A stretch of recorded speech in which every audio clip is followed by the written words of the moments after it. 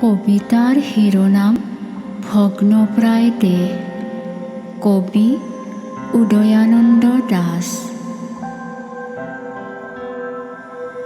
মোক ভাল পোৱাবোৰে মোক দৰাই দৰাই কৈ থাকে মোৰ স্বাস্থ্যৰ কথা।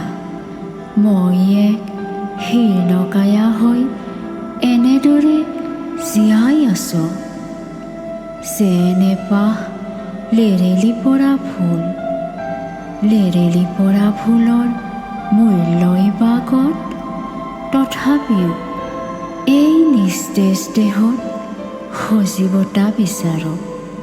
বিচাৰি যাওঁ প্ৰাত্যহিক কৰ্মগাথাৰে অবিৰত এই যাত্ৰা।